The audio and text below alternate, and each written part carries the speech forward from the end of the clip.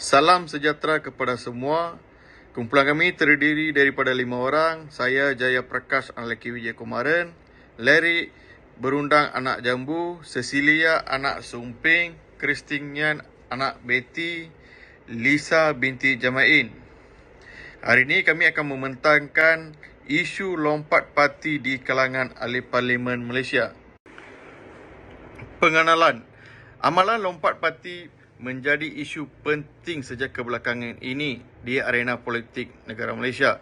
Terdapat 3 pengertian amalan lompat parti, iaitu ahli parlimen menang dan keluar parti serta menjadi wakil rakyat bebas atau menyertai parti lain. Yang kedua, ahli parlimen memenangi kerusi dan dipecat oleh parti sendiri. Dan ahli parlimen yang menang kerusinya kemudian menyertai parti politik lain. Amalan parti politik mempermainkan kepercayaan rakyat serta bertentangan ideologi yang dibawa oleh parti. Antara faktor yang menyebabkan amalan lompat parti ialah berkait rapat dengan konflik kepentingan, dan bertentangan ideologi selalu dikaitkan dengan amalan lompat parti. Yang ketiga, pertikaian konflik kepentingan ideologi dan sifat parti politik itu sendiri mendorong berlakunya amalan lompat parti. Perkara ini sering menyebabkan kehancuran, ketidakpercayaan, kurangnya sokongan pengundi terhadap parti-parti tersebut ataupun wakil rakyat. Kesan-kesan yang dilihat akibat amalan lompat parti dalam kalangan ahli parlimen Malaysia. Terdapat beberapa kesan, antaranya kesan pertama ialah kewujudan pelbagai parti politik. Contohnya DAP dan PAS tidak dapat menggabung atas ideologi yang berbeza, maka wujudnya Parti Amanah. Ini menyebabkan ramai ahli parlimen tidak puas hati kerana peralihan dan perubahan yang dilakukan oleh parti-parti berkenaan. Yang kedua, amalan lompat parti menyebabkan pertikaian dan perdebatan dalam kalangan masyarakat umum. Kerisauan dan perasaan panik menyebabkan mereka beralih ke arah parti lain. Salam sejahtera saya ucapkan kepada pensyarah. Saya Christinian anak Betty memegang nombor matrik 266894 akan meneruskan pembentangan kumpulan kami. Baiklah, isu amalan lompat parti ini membawa penilaian sikap ahli-ahli parlimen yang merujuk kepada pembelotan dan ketidaksetiaan kepada parti politik. Contohnya kita dapat lihat perubahan 3 Perdana Menteri kita di Malaysia yang telah melakukan perbuatan lompat parti, dan ini menyaksikan seramai 39 orang ahli parlimen yang melakukan amalan lompat parti juga. Isu sebegini hakikatnya telah menjejaskan sistem demokrasi berparlimen di negara kita dan dilabelkan sebagai amalan yang tidak sihat serta membimbangkan semua pihak. Banyak negara luar juga berdepan dengan lompat parti di kalangan ahli parlimennya seperti di Ukraine, Itali, New Zealand, Brazil dan banyak lagi. Antara kesan amalan lompat parti ini adalah pengundi berpotensi untuk hilang kepercayaan terhadap ahli parlimen yang dipilih melalui pilihan raya yang diadakan, dan ini menyebabkan nilai kesetiaan untuk parti politik menjadi goyah dan tidak menjamin komitmen serta sokongan daripada para pengundi terhadap ahli parlimen tersebut. Amalan lompat parti ini disebabkan oleh pengaruh kuasa, kedudukan jawatan yang dijanjikan, dan wang juga boleh menghancurkan kepercayaan rakyat sebagai pengundi terhadap pemimpin yang menjadi wakil suara.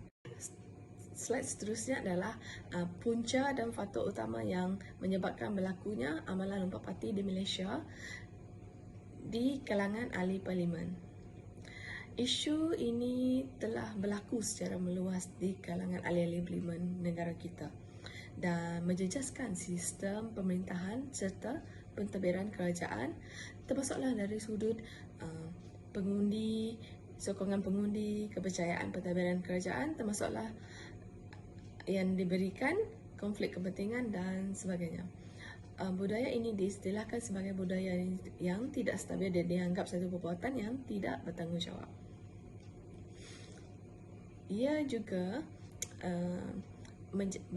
menjadikan calon pemimpin tidak sesuai dan kurang layak untuk bertanding bagi memperjuangkan hak dan keadilan rakyat. Namun, kita sedar bahawa isu parti ini disebabkan oleh beberapa faktor seperti yang akan saya terangkan selepas ini. Salah satu faktor yang mempengaruhi isu lompat parti ini adalah sikap dan pendirian ahli parlimen yang tidak menentu. Sikap ahli dan pendirian ahli parlimen ini tidak menentu dapat dilihat melalui pilihan raya yang dibuat di Sabah. Ini menunjukkan sikap dan pendirian ahli parlimen ini tidak menentu dalam tindakan seperti lompat parti. Antara isu yang dibangkitkan adalah isu etnik, agama, hak negeri Sabah, perebutan kuasa tertinggi dalam kerajaan negeri Sabah dan lain-lain. Sikap dan pendirian ini yang tidak acuh dan tidak menentu ini mempengaruhi konflik sesama pihak lawan. Ini menunjukkan ketidakpastian berlaku dalam pemilihan politik yang mentadbir. Menurut Syed Ahmad Hussein tahun 1994, pengawalan konflik dan penyimbangan di antara konflik dan pembawakan ini memerlukan kuasa. Sekian daripada saya. Terima kasih. Hai, saya Sisi Liana Somping, nombor matrik 260583. Saya akan membentangkan punca dan faktor utama yang menyebabkan berlakunya amalan lompat parti di kalangan ahli parlimen Malaysia. Yang kedua, mempunyai kepentingan peribadi yang dilindungi. Fahaman ideologi politik berbeza menyebabkan ahli parlimen mensasarkan parti tertentu yang boleh membawa keuntungan, kedudukan dan kepentingan peribadi. Sikap tamak dan ingin menguasai suatu kawasan serta berkeinginan untuk mendapat kedudukan yang tinggi dalam hierarki politik mewujudkan kecenderungan seseorang, khususnya ahli-ahli parlimen, untuk membuat keputusan lompat parti. Kepentingan peribadi lebih merujuk kepada keinginan untuk mendapatkan kedudukan yang tertinggi, kuasa, pengaruh, wang dan status dalam dunia politik. Sebagai contoh, terdapat kes di mana kawasan Tanjung Dompel di Petaga Sabah yang sepatutnya digunakan untuk wakaf tanah perkuburan masyarakat Islam yang akhirnya ditukar kepada menjadi taman permainan. Kelemahan dari sudut perundangan untuk amalan lompat parti.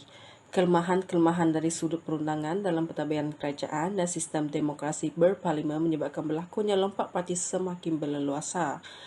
Kelemahan dari segi penegasan dan pemerkasaan dalam pelaksanaan undang-undang menyebabkan semakin ramai ahli-ahli politik yang bertindak untuk keluar dari parti dan masuk menyertai parti politik yang lain.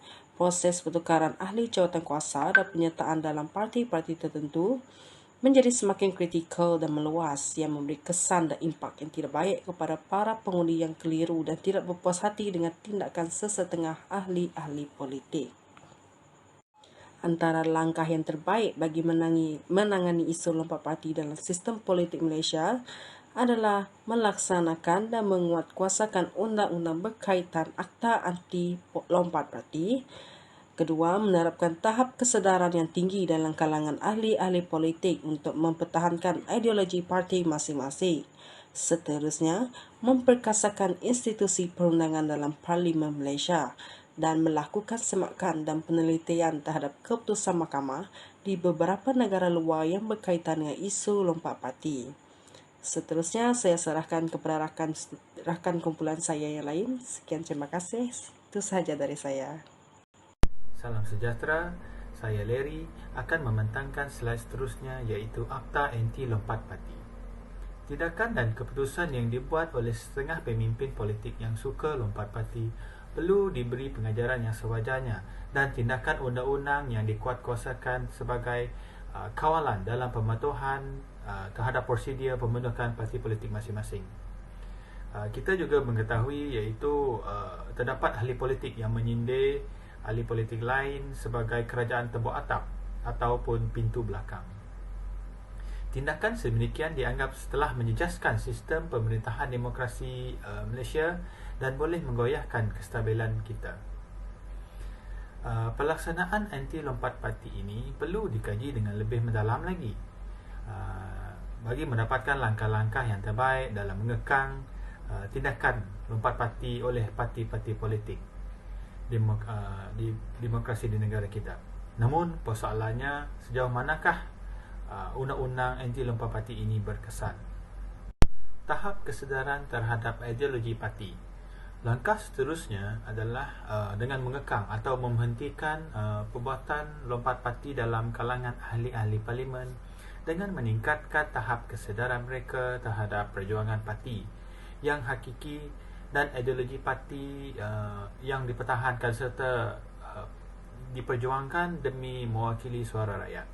Ini perlu dihormati oleh setiap ahli politik jika mereka ingin rakyat menyanjungi setiap perjuangan yang dilakukan.